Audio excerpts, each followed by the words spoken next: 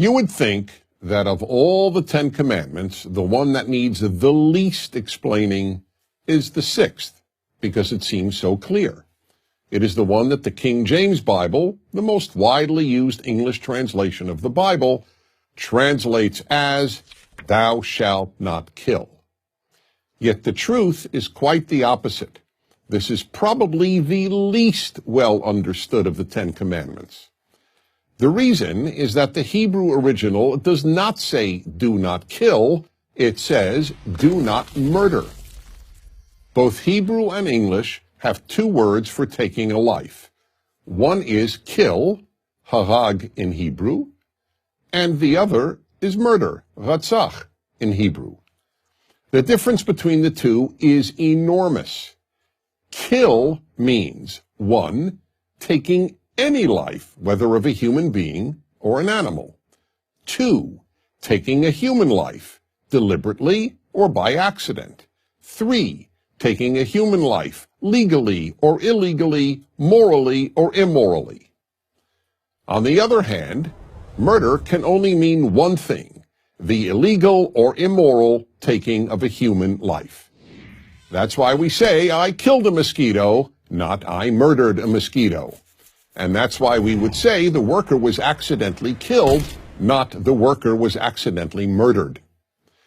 So why did the King James translation of the Bible use the word kill rather than murder?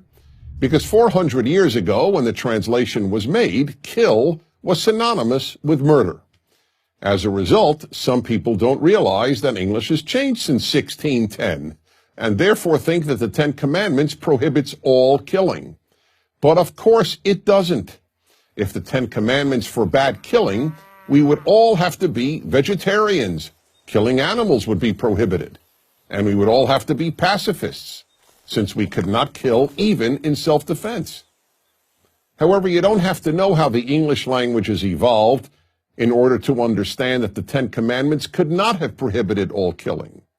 The very same part of the Bible that contains the 10 Commandments, the 5 books of Moses, the Torah as it is known by Jews, commands the death penalty for murder, allows killing in war, prescribes animal sacrifice, and allows eating meat.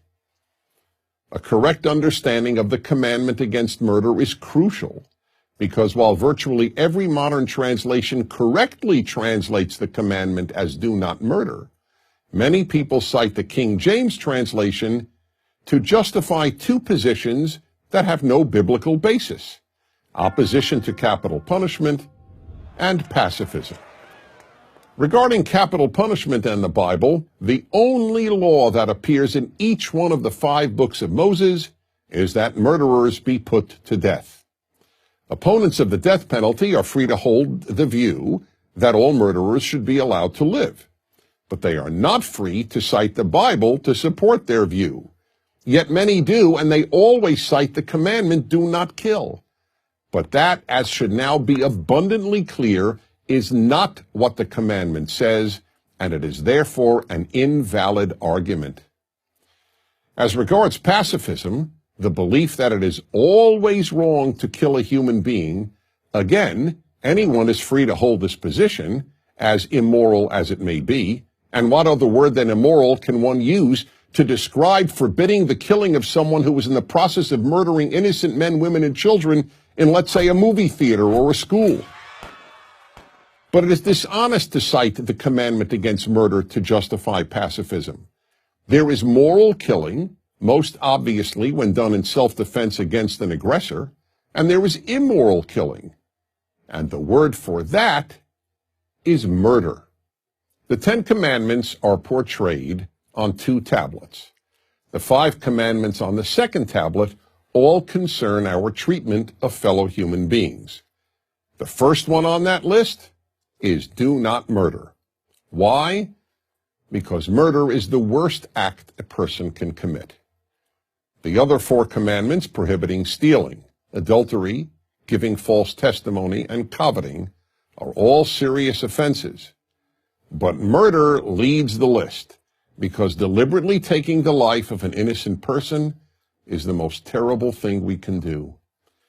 The next time you hear someone cite "do not kill," when quoting the sixth commandment, gently but firmly explain that it actually says, do not murder. I'm Dennis Prager. Join Prager University, subscribe to our YouTube channel, and sign up for free at prageru.com.